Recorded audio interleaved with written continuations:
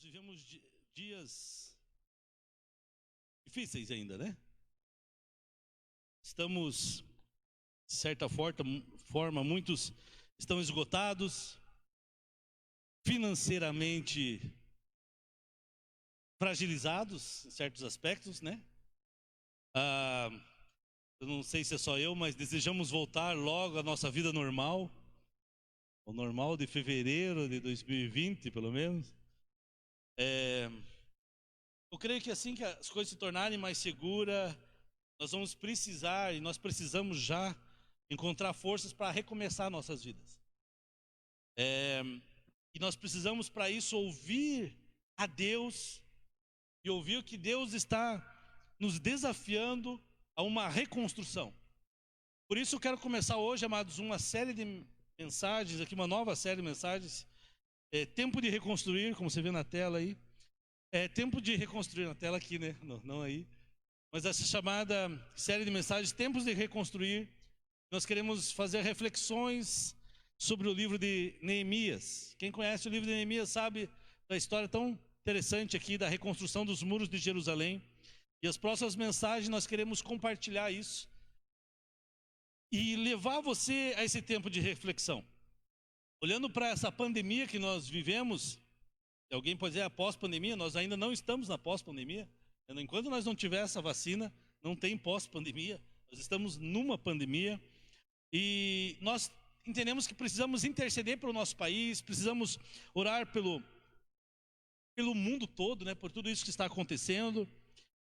E não sei você, mas a gente começa a assistir noticiário e ver notícia na internet e tal, e a gente vai se acostumando com números, a gente vai se acostumando com as estatísticas. E a gente não pode esquecer que por trás desses números, morreram tantas pessoas, teve tantos casos. Por trás disso estão pessoas, existem famílias, não são números, né? A gente tem acompanhado mais de perto aqui de Maringá o caso do pastor Paulo, da igreja da Batista Vila 7, né? Ele, a esposa, continuamos orando, né? A esposa parece estar melhor, ele deu uma leve melhorada. E outros tantos que talvez você conheça. E, amados, não é exagero dizer que o nosso país, que o mundo está sangrando por causa dessa pandemia. O mundo não esperava isso. Então é tempo de eu e você nós começarmos a pensar seriamente em como que nós vamos reconstruir as nossas vidas. Então nós queremos refletir nessas próximas semanas sobre isso. Porque tudo isso que a gente tem passado não é apenas uma crise de saúde, uma crise sanitária, mas é uma crise econômica. Nós temos no país, no nosso Brasil, as pessoas se aproveitam e criam crises, e tem crise política, crise econômica.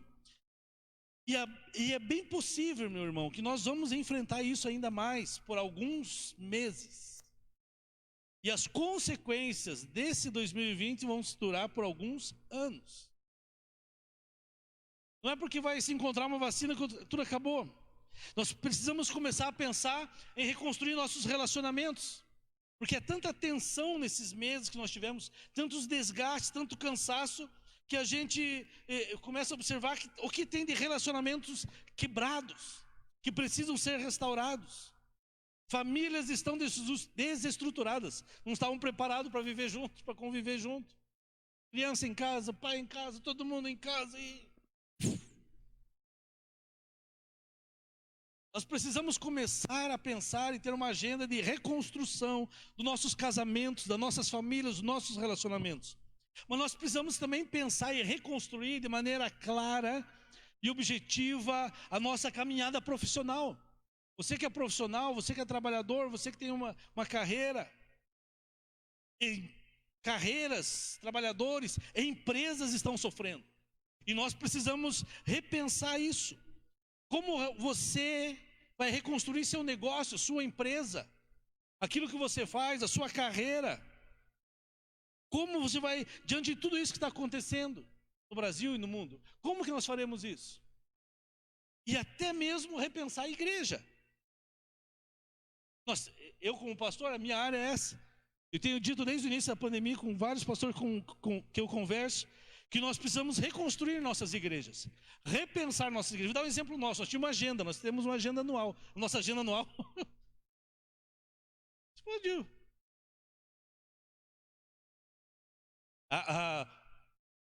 Nós pensávamos, vamos fazer transmissão online, mas nós não estávamos correndo para isso. Hoje é uma necessidade, não é nem um avanço, é uma necessidade de transmitir esse culto online.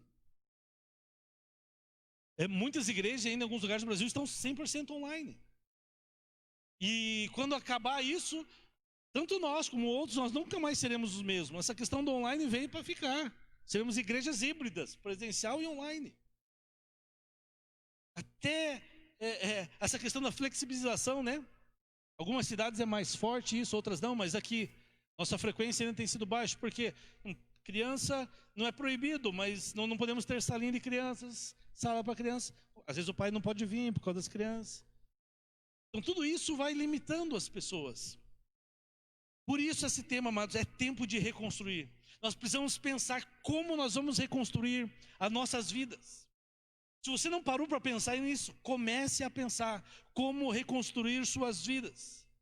Nossos relacionamentos, nossas famílias, nossas organizações, nossos negócios, nossas empresas, nossa caminhada profissional, até mesmo a nossa caminhada como igreja do Senhor. E para isso, a primeira mensagem de hoje, eu quero falar sobre esse tempo de reconstruir, mas nós precisamos ter um tempo de ouvir a Deus. Eu e você precisamos ouvir a Deus. Eu gosto de um livro do John Stott que diz assim: ouça o Espírito, ouça o mundo. Nós podemos chamar essa mensagem também de ouvindo o Espírito. Desafio que é no meio desse caos que o mundo está. E nós precisamos de um projeto de reconstrução das nossas vidas, dos nossos relacionamentos e organizações. Para isso, para reconstruir isso, eu e você que está em casa, você que está aqui, nós precisamos ouvir a Deus. Nós precisamos ouvir o Espírito Santo. O que Ele deseja? Qual o passo a tomar? Como fazer? O que fazer? Quando fazer? Geralmente quando a gente ouve essa expressão, ouvir o Espírito, a maioria das pessoas tem uma ideia mística do ouvir o Espírito, né? Você está lá dormindo e... escolher um aqui. Marcio levanta, fala, Senhor. Ou a gente imagina que vai aparecer um anjo na janela, né? Sei lá, quando a gente fala, o que você pensa quando fala, você precisa ouvir a Deus? Uau, Deus vai falar comigo. Deus vai falar comigo, uau, que legal. Muitos já pensam nisso. A gente pensa em Daniel na Babilônia tendo visões. A gente pensa em João na ilha de Pátimos tendo a visão do Apocalipse. Mas se nós olharmos para a história e nós olharmos para a Bíblia, a maioria das vezes que Deus falava com alguém ou falou com alguém, não foi através de experiências, entre aspas, místicas, sobrenaturais. A maioria das vezes que Deus falou com homens e mulheres foi através de situações, de palavras aparentemente casuais. Foi através de situações ordinárias, coisas do dia a dia. A maioria das vezes que Deus fala na Bíblia com homens e fala conosco é em situações, em palavras casuais. Mas Deus está trabalhando, Deus está falando, Deus está nos orientando, Deus está transmitindo a sua vontade. E é por isso que eu e você, nós precisamos estar atentos ao que está acontecendo ao nosso redor. Mas eu e você precisamos, quando olhamos os jornais, precisamos estar atentos ao que está acontecendo no mundo. Quando você vê as notícias de Maringá, você tem que estar atento ao que está acontecendo ao nosso redor. Nós precisamos estar atento ao que temos ouvido. Esteja atento às conversas que nós estamos tendo. Que de repente, amado, você não percebe, e às vezes as pessoas não percebem mesmo, Deus está falando com você numa conversa. E Deus, você está em algum lugar pensando, o que eu faço no meu negócio? O meu negócio vai mal, estou sem emprego. E de repente você encontra um amigo, uma pessoa, e essa pessoa começa a conversar com você, e pode ser Deus falando com você, dando uma ideia, dando um pensamento, trazendo uma forma diferente de falar. E você não percebe.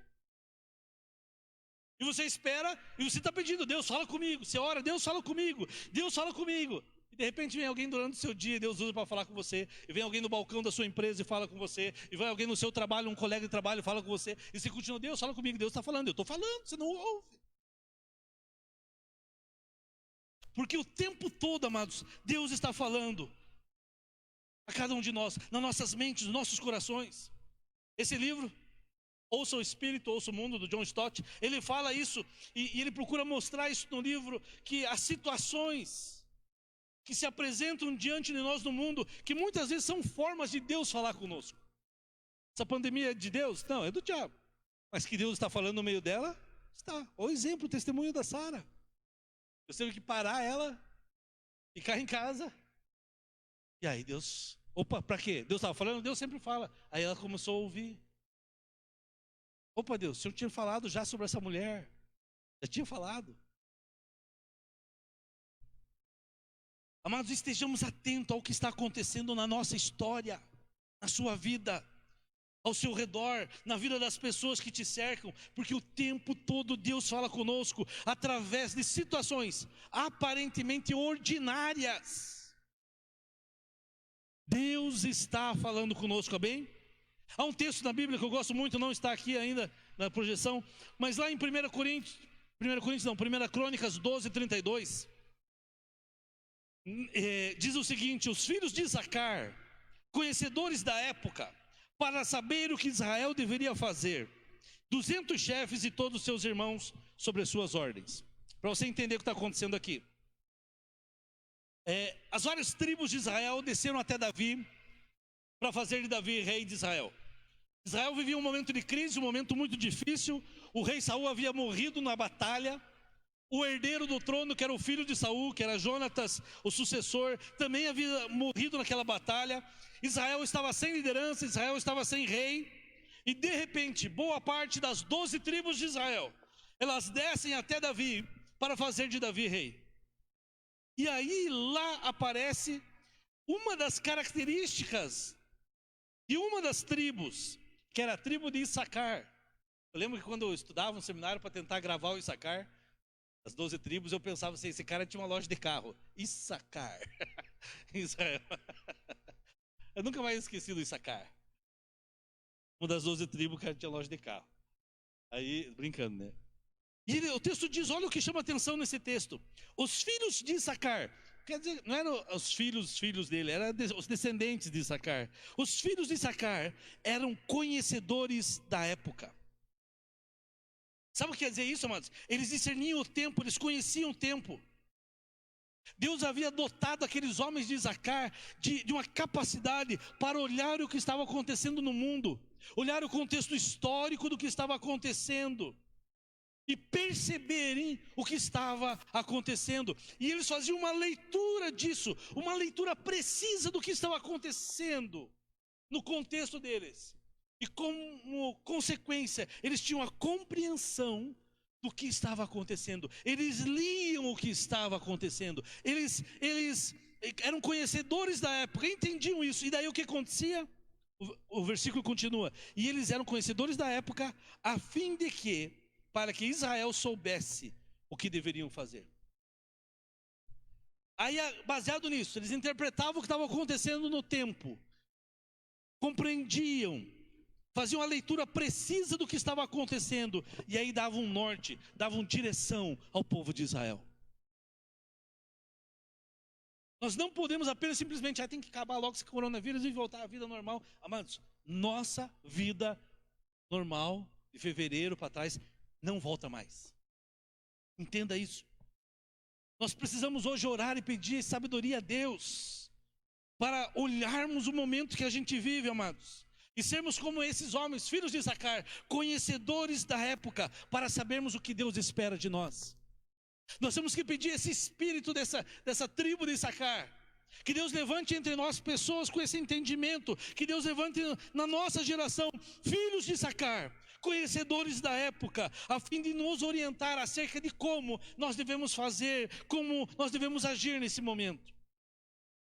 E na Bíblia nós encontramos algumas pessoas que, apesar de não terem nenhuma experiência mística, não teve um anjo falando, não tiveram uma voz audível de Deus falando com eles, mas eles ouviram o Espírito, eles ouviram Deus, de forma ordinária, através de situações do dia a dia, aparentemente casuais, aparentemente ordinárias, e talvez numa conversa, Esses homens entenderam o significado da vida deles, o chamado da vida deles.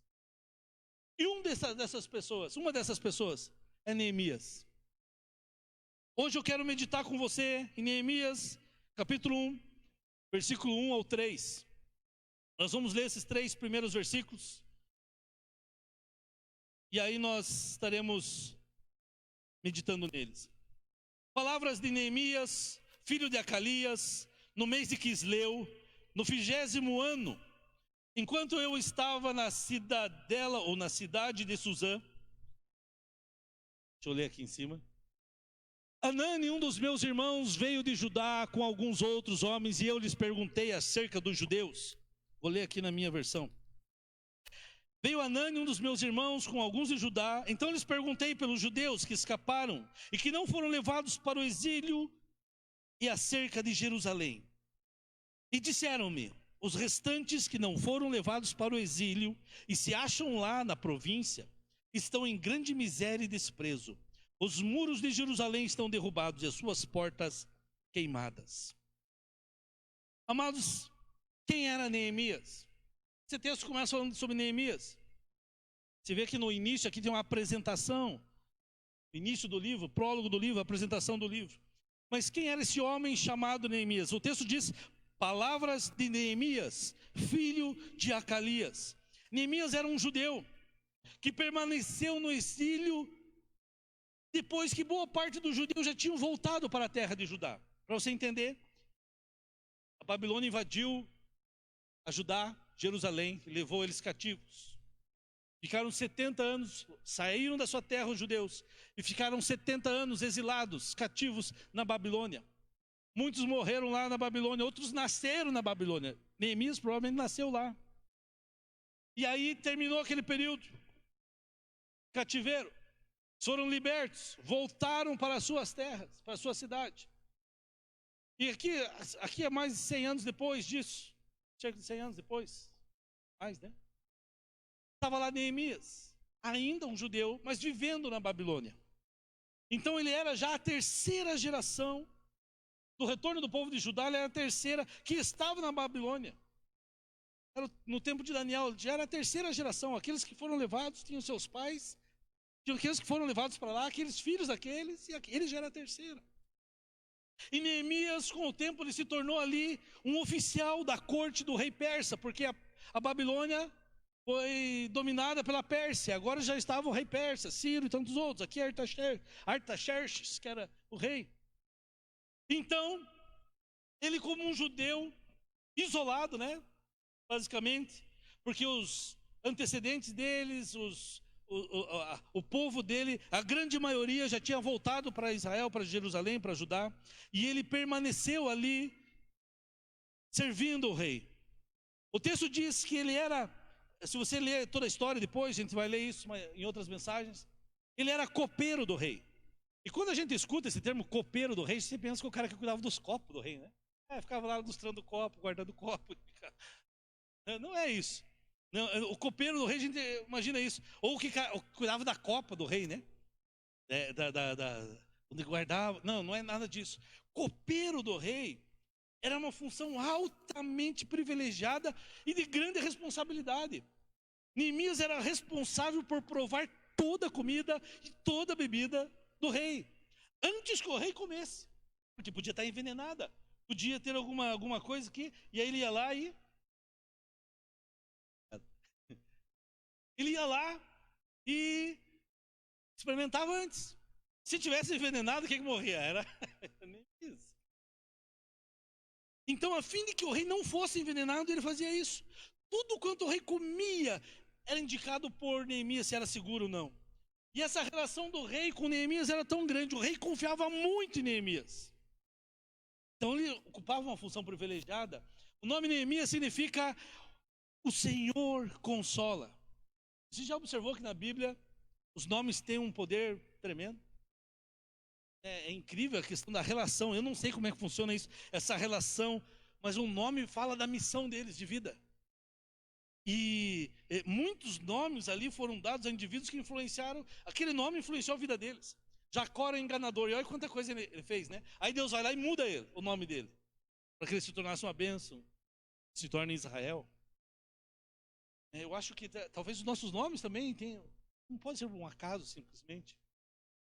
Mas Neemias significava o Senhor consola. E ele, amados, foi uma espécie de encarnação do consolo para os moradores de Jerusalém. Porque Deus o usa, você vai ver sobre a história dele, na vida dele, você vai ver que Deus o usa ele para consolar os moradores de Jerusalém, para que as pessoas que estavam passando por dificuldades, por adversidades, ele vem com uma mensagem de consolo. O texto continua dizendo, no mês de Quisleu, eu tive um professor que chamava Quisleu. Quisleu é metade de novembro, metade de dezembro, o calendário dos judeus. Seria metade do nosso novembro. Era pastor esse professor no seminário que tive, Quisleu. O pai dele gostava tanto de nome bíblico, colocou o nome do mês do ano. Imagina chamar você de novembro, ou agosto, ou dezembro, ou janeiro. Ele era Quisleu. Homem de Deus, palavra muito boa. E ele aqui está dizendo que era Quisleu. Então era início do inverno no hemisfério norte. Ele estava no 20º ano. 20º ano do quê? 20º ano do reinado de Artaxerxes I, rei da Pérsia. Em aproximadamente 445 a.C., isso quer dizer assim, que ele estava há cerca de um século depois que os primeiros judeus voltaram para Jerusalém. Já fazia 100 anos que tinham voltado para Jerusalém. E estava 100 anos antes, para quem gosta de história, de Alexandre o Grande invadir a Pérsia e se tornar um império dominante. E o texto fala, estando eu na cidade de Suzã. Neemias estava na cidade de Suzã. A Pérsia, que era o grande governo da época, tinha várias capitais. E aí, dependendo da época do ano, o rei ia para aquela cidade. Suzã era a capital da Pérsia. Quando o rei ia passar o inverno, ele ia passar em Suzã. E Neemias estava acompanhando o rei na cidade de Suzã. Só para você entender. Aí o versículo 2. Veio Anani, um dos meus irmãos, com alguns de Judá, veio de Judá com alguns outros homens. E eu lhe perguntei acerca dos judeus que restaram e sobreviventes do cativeiro e também sobre Jerusalém. Olha o que o texto fala. Aí a Karine vai ter que ir correndo, achando que eu estou aqui nos slides. Mas o texto fala, eu lhes perguntei. Parece uma perguntinha, um negócio simples, né? Eu lhes perguntei, algo ordinário, uma pergunta simples. É simplesmente uma conversa. Diga assim, é simplesmente uma mera conversa. Ele diz que Anani estava vindo de Jerusalém para o território de Judá. Porque era bem possível, isso era bem possível, que Neemias nunca tivesse estado em Judá, nunca tivesse estado em Jerusalém. Ele nasceu nesse período, da Pérsia dominava lá. Mas ele faz um questionamento. E esse questionamento dele é duplo. Ele pergunta, como estão os judeus em Jerusalém? Ou seja, ele se preocupa com as pessoas. E depois ele pergunta, como está a cidade de Jerusalém? Eu lhe perguntei acerca dos judeus que restaram, dos sobreviventes do cativeiro, e também sobre Jerusalém. Ele se preocupou com as pessoas e com a estrutura. E veja o que acontece no versículo 4. E eles me responderam. E a resposta foi, aqueles que sobreviveram ao cativeiro estão lá na província, passam por grande sofrimento e humilhação. E os muros de Jerusalém, o muro de Jerusalém foi derrubado e suas portas estão destruídas pelo fogo. A primeira pergunta de Neemias foi relacionada a pessoas. E Anani responde, estão em grande sofrimento, em grande humilhação. E a segunda pergunta dele é sobre a estrutura. E Anani, o irmão dele, responde, o muro de Jerusalém está derrubado, as portas da cidade foram destruídas. Rapaz, faz 100 anos que isso aconteceu, que eles voltaram para lá, ninguém arrumou as portas, ninguém fechou os muros. Se você vai a Jerusalém, eu ainda não tive esse privilégio, a diária de vocês. Hoje estão lá o restante dos muros, e hoje serve para a pessoa tirar foto, para turista tirar foto, mas naquela época, os muros das cidades representavam a própria vida da cidade. Os muros eram uma proteção que as cidades antigas tinham contra invasores. e propiciava a oportunidade da cidade ter um comércio, ter negócios, ter um comércio ativo, vivo dentro da cidade, porque ela era cercada, ela era protegida. Sem muros não tinha comércio, sem muros não, era sem comércio não tem dinheiro, sem dinheiro adversidades, sem dinheiro problemas, dificuldades para manter a própria vida, para manter a família. Esta era a situação do povo. Sem muros, sem comércio, sem dinheiro, com adversidades. E aí nesse encontro, que Neemias faz uma pergunta a seus amigos e seu irmão, essa perguntinha, essa conversa, esse bate-papo simples que não tem nada de divino, que não tem, assim diz o Senhor, aparentemente não tem nada de divino. Se você ler o restante do livro, você vai perceber que essa conversa vai mudar a vida de Neemias. E vai mudar a vida daqueles que viviam em Jerusalém. Uma conversa, um bate-papo, uma conversa com um amigo, uma conversa com um familiar, com alguém. E a gente está pedindo para Deus falar, Deus fala conosco. E você acha que Deus vai usar só o pastor? Deus acha que vai vir alguém e vai dizer, eis que te digo, varão, eis que te vejo e tal. E Deus está dizendo numa conversa de WhatsApp com um amigo, com alguém, Deus está dizendo para você o que você tem que fazer. Por isso, amados, ouça o Espírito. Ouça o que o mundo está falando. Ouça o que estamos vivendo. Os tempos que estamos vivendo. Vocês estão me compreendendo? Uma mera conversa. Neemias não teve uma visão, não apareceu um anjo, não foi uma profetisa na casa dele. Varão! Eita! Não teve nada disso. Não teve reteté, não estou dizendo que não pode ter, pode. Neemias teve uma conversa, no qual ele levanta uma pergunta, uma resposta é apresentada, e a partir da informação que ele recebe, através dessa informação que ele recebe numa conversa normal, toda a sua história muda.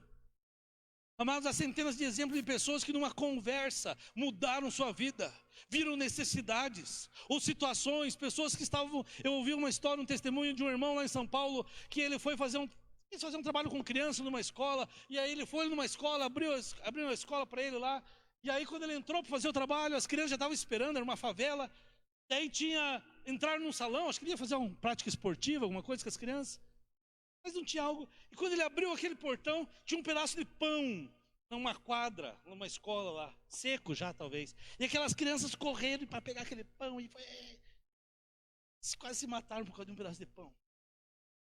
Aquilo mexeu tanto com ele. Hoje tem uma ONG que surgiu por causa disso. Aquela cena ficou fixada na mente dele. A situação que ele viu, algo que você viu, algo que você ouviu, pode mudar a sua vida, seu destino, dar uma missão para a sua vida. Uma conversa. A informação que Neemias recebe é que aqueles que sobreviveram ao cativeiro, que voltaram para Jerusalém, estão na província, estão lá em Jerusalém, mas passavam por grande sofrimento e humilhação, que as pessoas estavam sofrendo. Ele está dizendo, as pessoas estão sendo humilhadas. E aqui a gente tem que ter todo cuidado, porque em meio ao que a gente está vivendo no nosso país, no mundo, nós corremos o risco de olhar para os telejornais, olhar para os números, olhar para os diagnósticos e tal, e dizer, e perder a sensibilidade. E a gente se torna como filhos de Caim. Lembra de Caim? Caim matou seu irmão, depois Deus veio perguntar, cadê teu irmão Caim, Abel? E ele fala, o que tem a ver com Abel? Não sou porventura tutor de Abel? A gente começa a se acostumar, morreu mais um, morreu mais 100, morreu tantos. Temos que tomar cuidado, porque, amados, nós precisamos reconstruir nossas vidas nesse período difícil que estamos vivendo. Precisamos.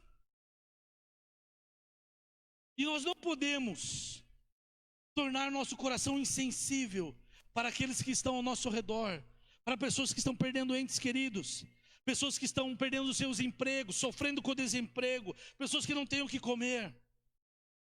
Porque se pessoas importam para Deus, se as pessoas importam para Deus, aqueles que dizem reconhecer Jesus como filhos de Deus, do Deus Pai Todo-Poderoso, reconhecer Jesus como aquele Filho de Deus que foi enviado na história para morrer na cruz, para ressuscitar ao terceiro dia.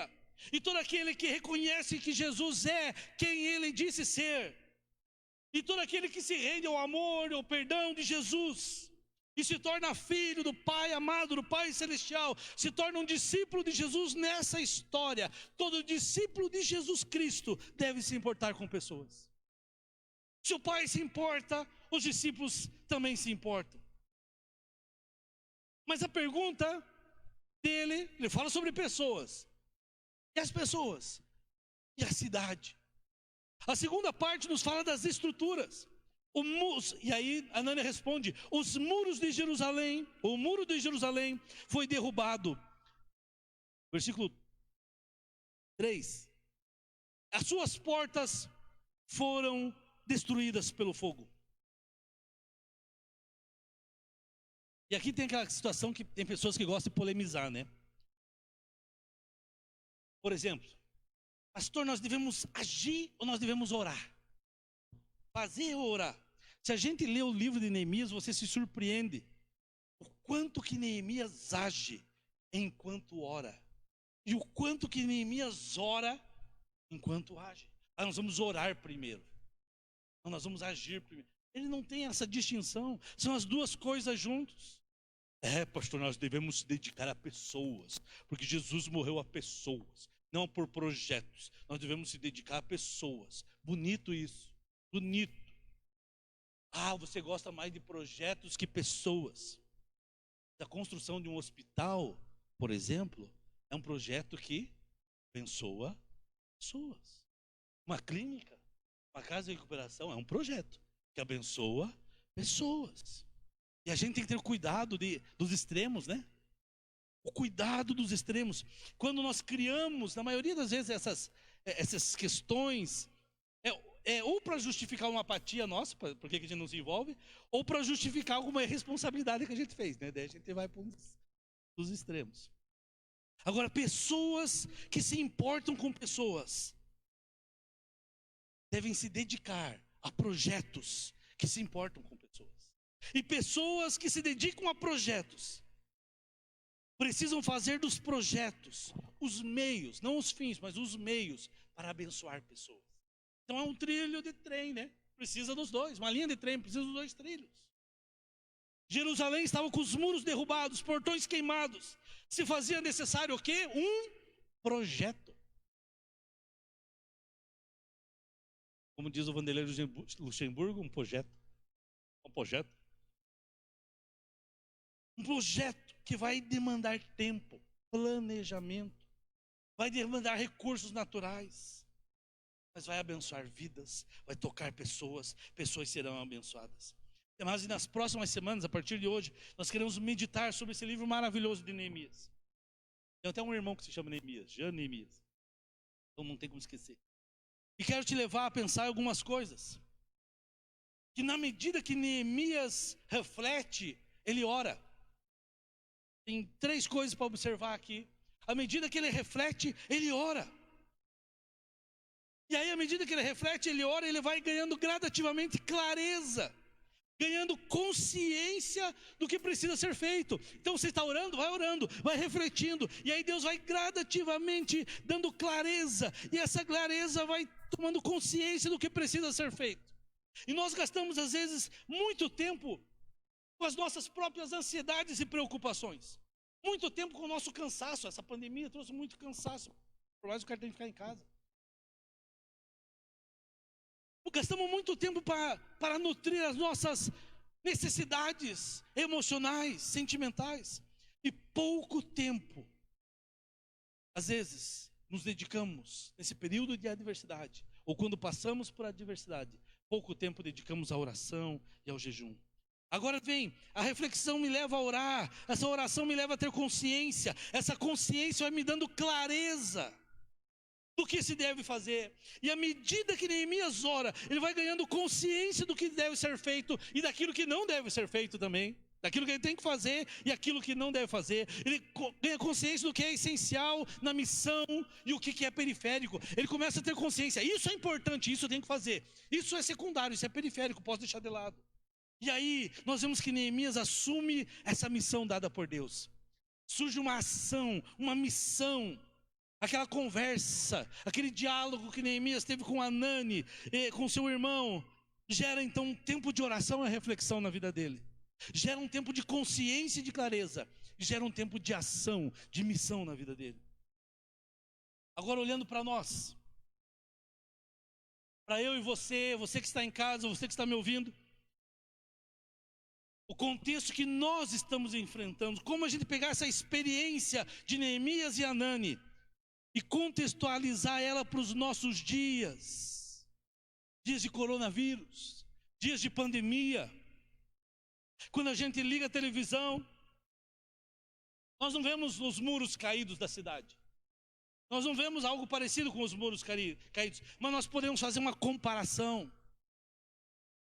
Nós temos outras questões. A pandemia, mais de 100 mil brasileiros, mais de 1 milhão de pessoas em todo mundo quase. Então como que essa questão da pandemia se torna uma agenda para nós? 3 cenas que eu quero que você observe aqui. 3 cenas. A primeira fase aqui. Uma tempestade. Pode mudar para mim lá. Uma tempestade.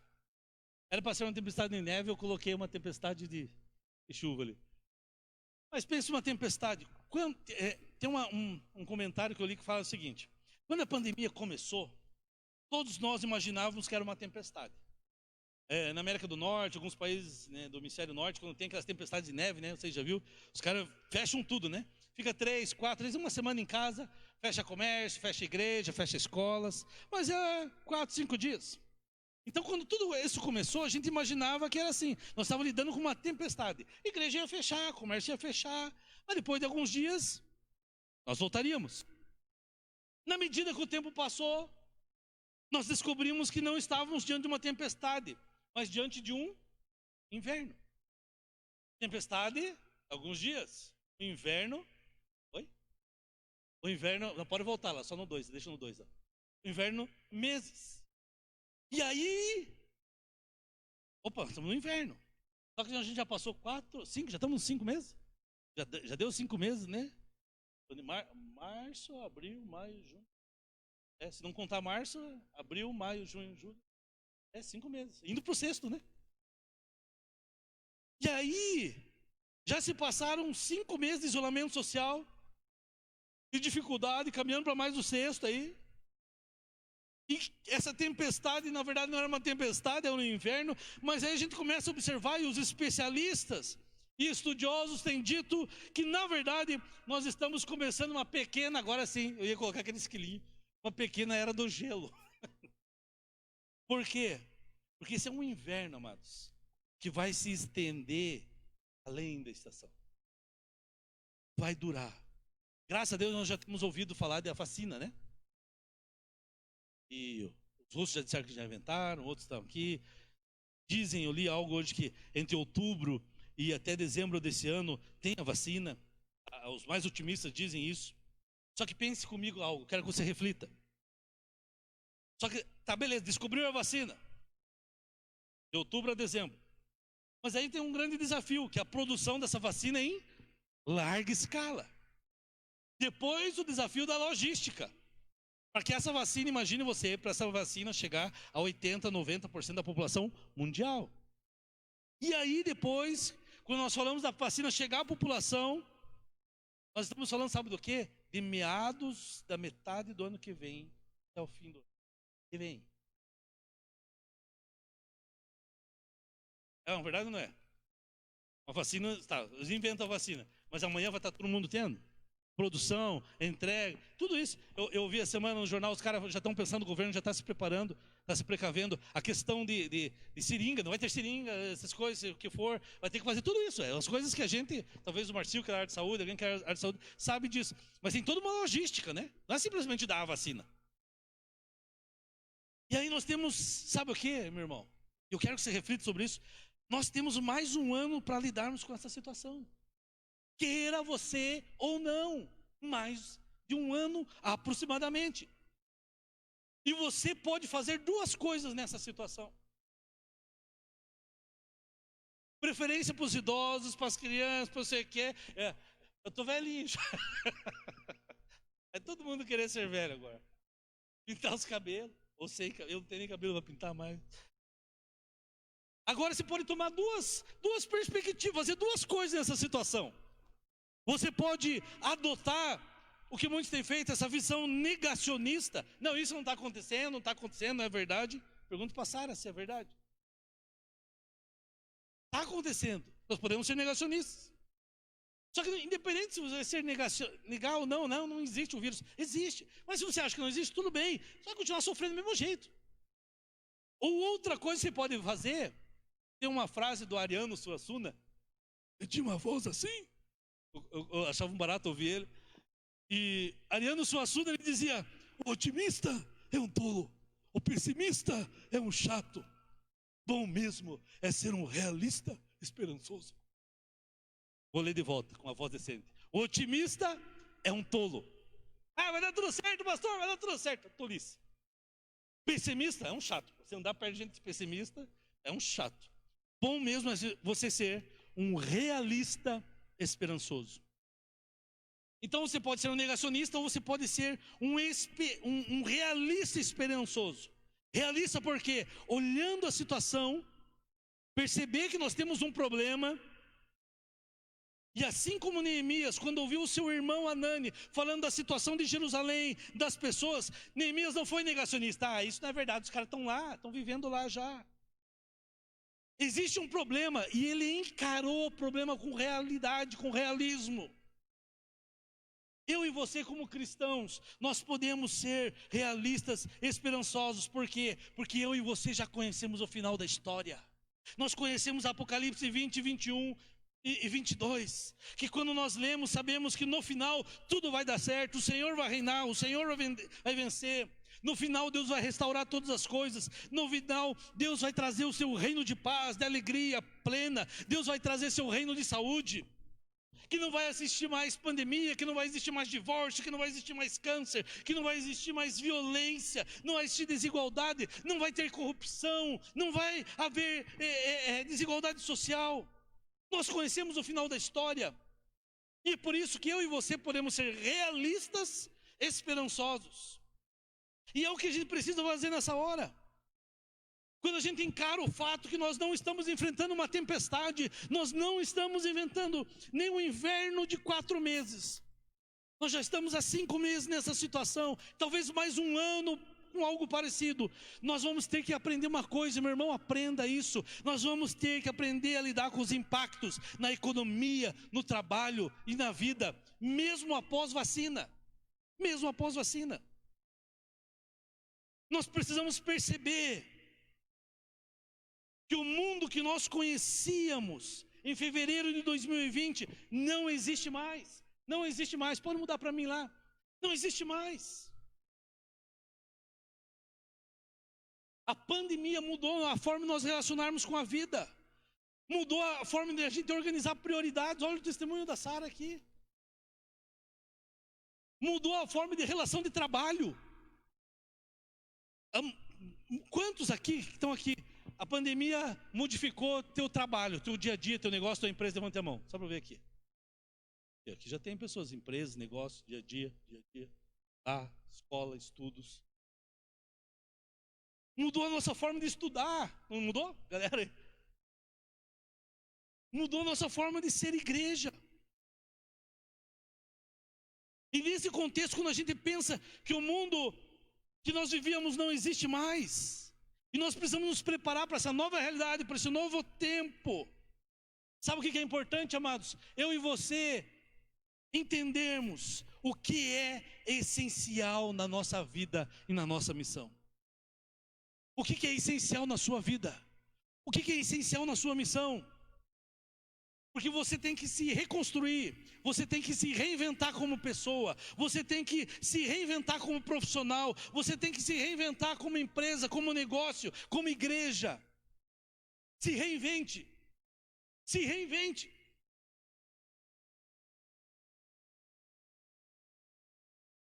Por isso a pergunta: o que é essencial? O que é essencial na sua vida? Quais são suas prioridades? Porque a gente vivia uma realidade antes.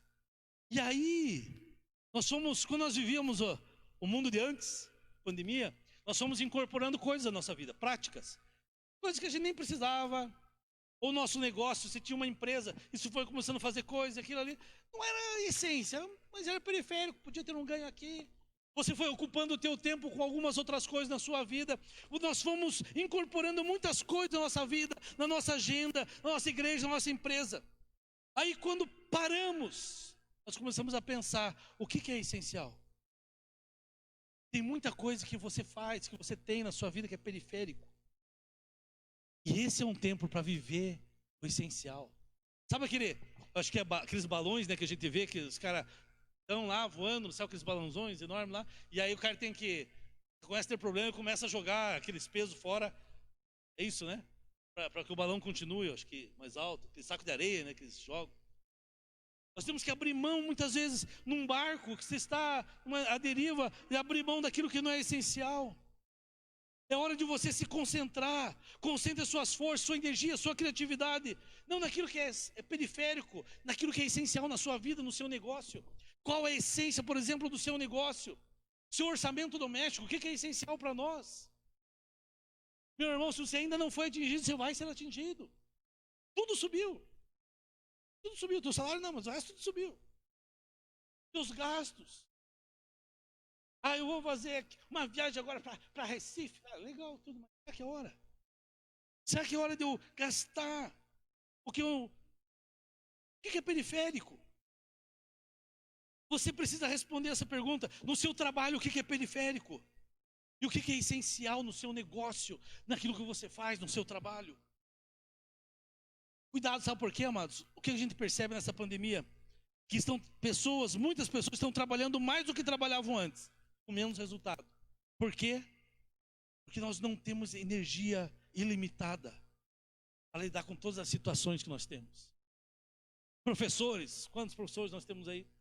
Chega em casa, cuida dos filhos. Quer dizer, chega em casa, está em casa, cuida dos filhos, faz almoço, dá aula, grava aula, corrige prova, manda prova, envia, responde pai, responde mãe. Você tem que se restringir ao essencial. Tem uma imagem aqui, está vendo aquela imagem daquela árvore seca?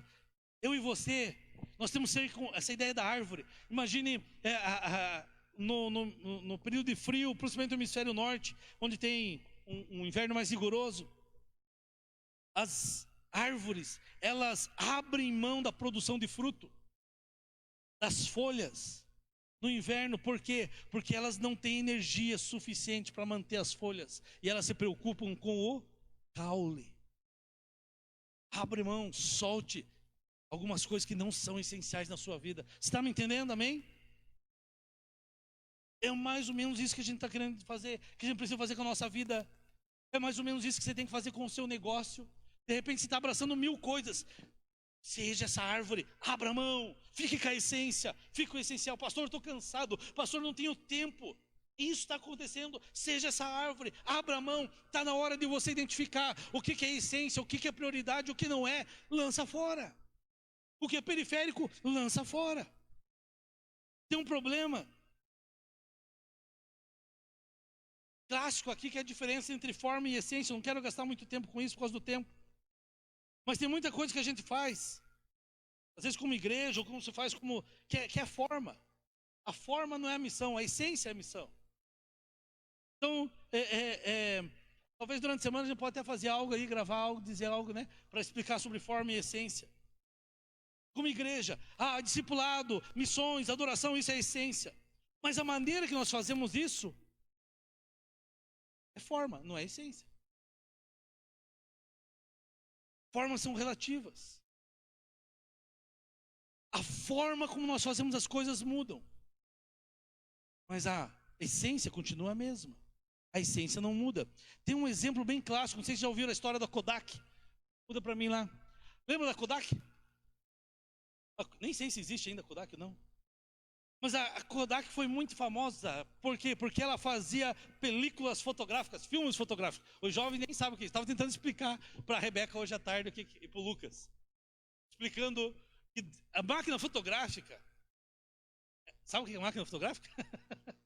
Era uma máquina que tirava fotos, que igual o nosso celular faz. Dentro deles, e um filme. Lembra? Filme de 12 poses, 24, os caras que tinham dinheiro compravam de 36.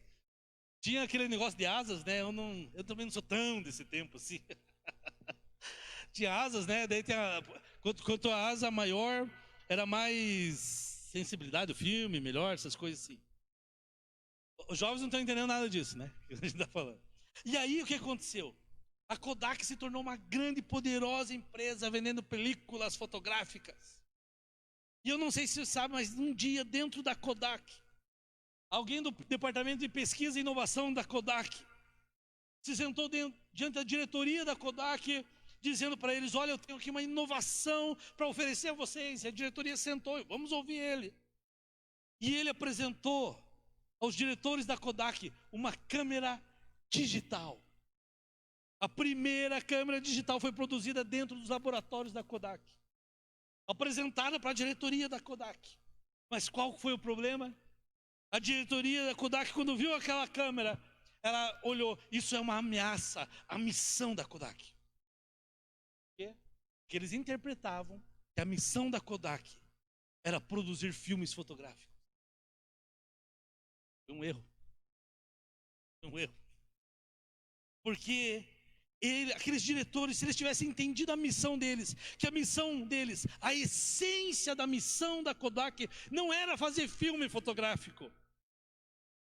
A essência da missão da Kodak era registrar memórias. Naquela época, em filmes fotográficos, mas poderia ser em qualquer tipo de tecnologia. Se eles tivessem compreendido a essência da missão da Kodak, possivelmente a Kodak ainda seria uma das maiores empresas do mundo, como foi. Mas nem sei se existe ainda. Eles iam deixar de registrar a memória em filme fotográfico para registrar a memória em algo digital. Por isso, amados, eu estou dizendo para você: cuidado. Esse é o momento que nós precisamos na nossa vida, na nossa carreira, na nossa organização, na nossa empresa, na sua igreja, onde você está, no seu ministério, no seu chamado, fazer uma distinção clara. O que é forma? O que é essência? O que eu faço que é forma? Esse exemplo da Kodak mostra bem o que é essência. É hora de você ficar com a essência. Porque você abraçar a forma, você pode falir, você pode fechar. É o ciclo de vida das empresas, né? É o ciclo de vida nosso, o ciclo de vida de uma pessoa. Ela tem um início, ela tem um crescimento, ela tem o auge dela, o platô dela lá, e aí começa o declínio, né? E até a morte. Quando começa esse declínio, é a hora de você se reinventar, de inovar. Você tem que olhar a sua vida, seu negócio, sua carreira, sua empresa. Opa, aqui eu tenho que me reinventar. Qual que é o contexto que você vive? Qual é o contexto da sua vida profissional? E entender isso. Não confunda a sua missão com a sua forma. Porque eu gosto de uma frase que eu ouvi esses dias, diz assim: não confunda a sua missão com a forma que você fazia o que fazia. O que você fazia antes da pandemia? Não confunda isso com a sua missão. Não confunda a sua missão com a forma que você fazia o que você fazia. Porque a tua missão não é exatamente a forma como você fazia o que você fazia. A sua missão é mais ou menos aquela imagem do iceberg. Tem ali uma imagem de um iceberg. Nós conversávamos esses dias com o Pedro e com a Rebeca sobre isso. Quando nós olhamos pessoas, igrejas, empresas, nós definimos eles pelo que eles fazem. Agora, se a gente, eles fazem isso, as ações. Mas se a gente andar um pouquinho mais, nós vamos perceber o que essa pandemia está fazendo com a gente. Porque essa pandemia nos moveu do o que eles fazem para uma crise. Como? Como a gente vai fazer aquilo que a gente fazia antes? Eu tenho um negócio, mas eu não posso abrir meu negócio. Como que eu vou fazer aquilo que eu fazia antes? Marcílio, né? Então, uma empresa de eventos, buffet. Como eu vou fazer? A grande pergunta é essa, não é? Como eu vou fazer aquilo que eu fazia antes? Você não pode reunir mais que 30 pessoas. Como a gente vai fazer o que fazia antes? O que a gente fazia antes não dá mais para fazer. Então o que a gente vai fazer com o que fazia antes? E aí leva você para uma reflexão mais profunda. O porquê. Por que a gente vai fazer o que a gente fazia? Será que eu tenho que fazer o que eu fazia? Mas esse é o momento da minha vida, da sua vida, de nós como pais, mães, casais, filhos, profissionais e empresas. Deus está nos dando uma oportunidade, como no testemunho da Sara, de parar a nossa vida, olhar para a nossa vida e perguntar: tudo que a gente está fazendo é efetivamente importante? E por isso, a moçada aqui do lado do Molívio, eu quero dizer algo para vocês. Vocês tomaram a decisão certa. Pararam a vida para fazer aquilo que é prioridade. Não abram mão disso. Se desencilharam de tudo que era. Não tinha um monte de coisa que te segurava lá? Sim, mas vocês tomaram a decisão certa. E quanto mais claro, mais objetivo você for nisso, mais rápido você vai passar por isso. Tudo que estamos fazendo é parte da missão de Deus para a nossa vida.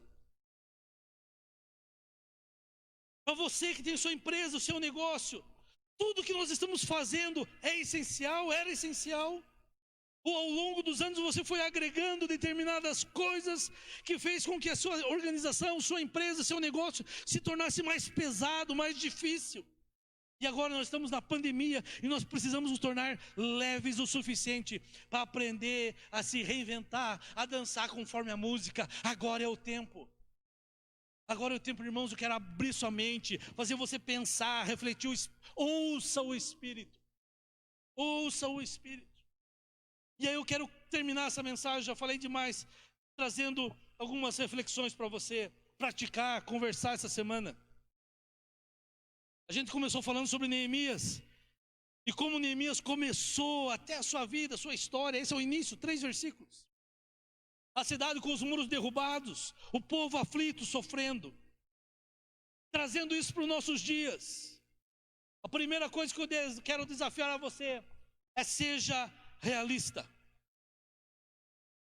Amados, porque nesses 5 meses, às vezes as ideologias de direita, de esquerda, seja o que for, nos deslocou para um lado, nos deslocou para o outro.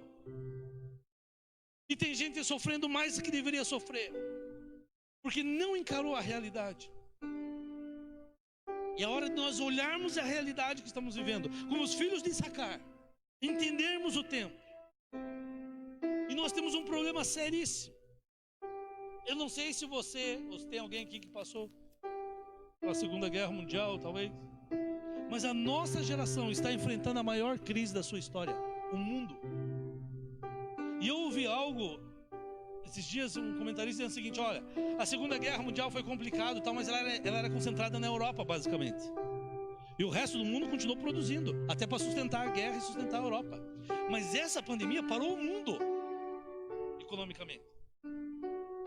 Então a nossa geração nunca viveu um momento como esse. Não minimize o que está acontecendo. A gente sabe que a imprensa exagera, a gente sabe que os caras têm outros interesses, mas não minimize. Nós nunca vivemos um momento tão complexo, tão difícil. E você só vai conseguir construir qualquer coisa ou reconstruir a sua vida a partir da realidade, não a partir de utopias. Talvez você que está me ouvindo, você perdeu um ente querido, você teve uma decepção, e não é nem por coronavírus, é por outras coisas da vida que a vida nos traz.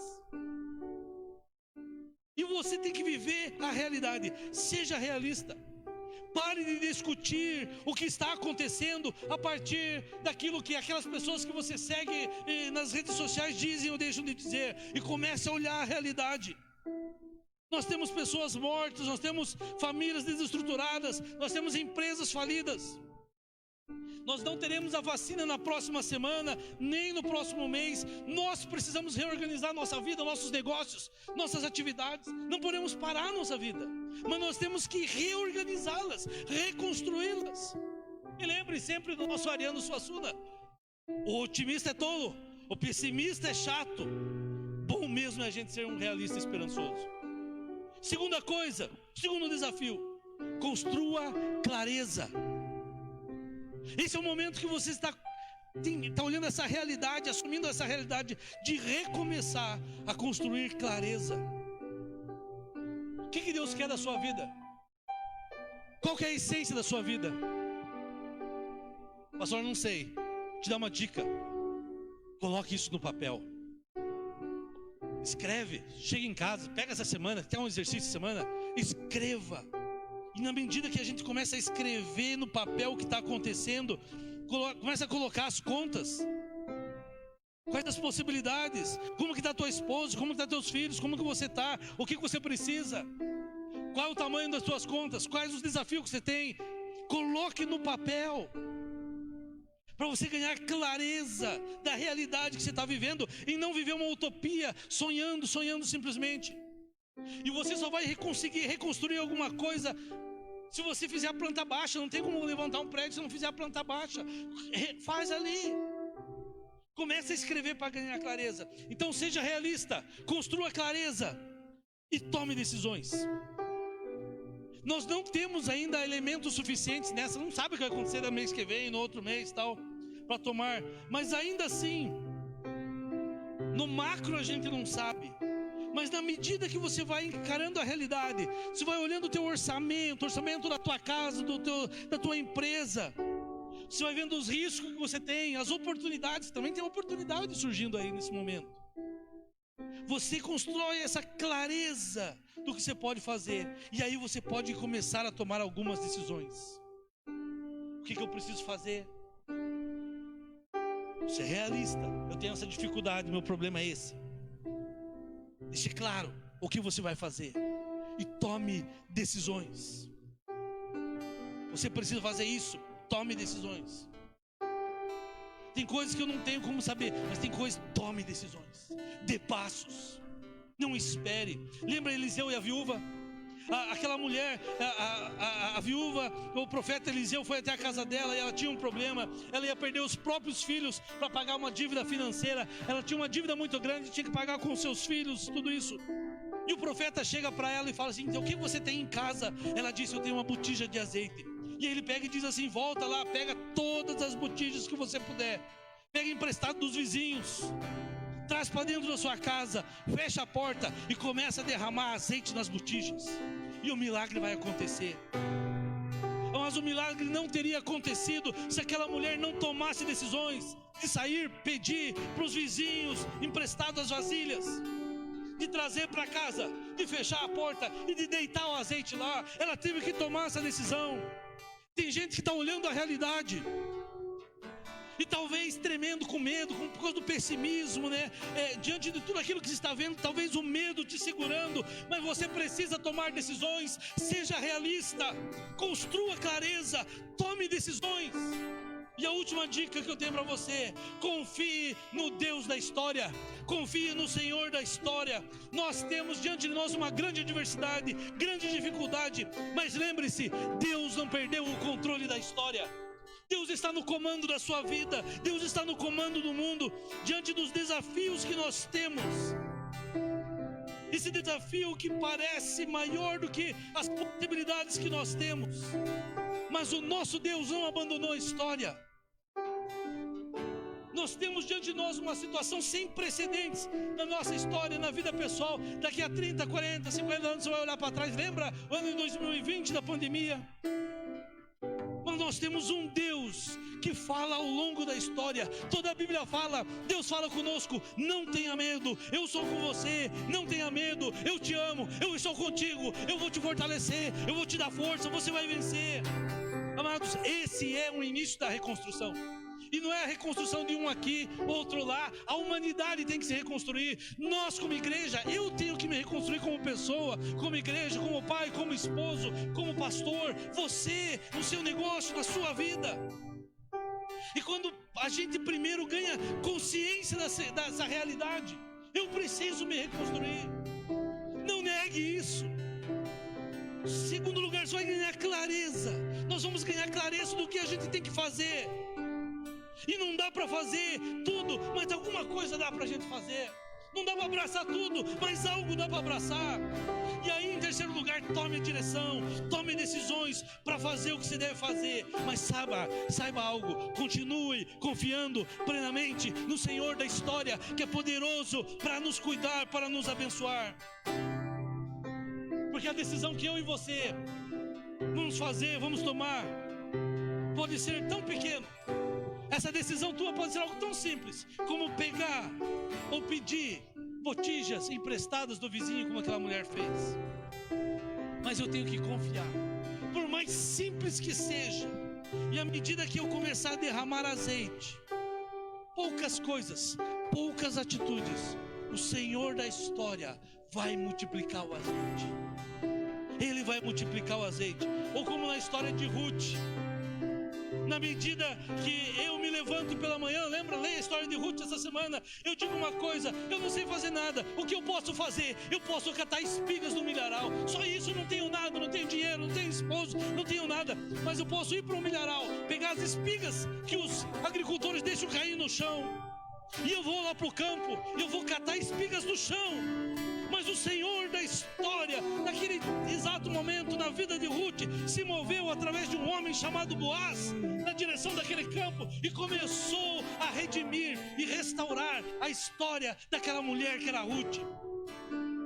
Quero te convidar a ficar em pé. Confie no Senhor da história, seja realista, construa clareza, tome decisões, confie plenamente no Senhor.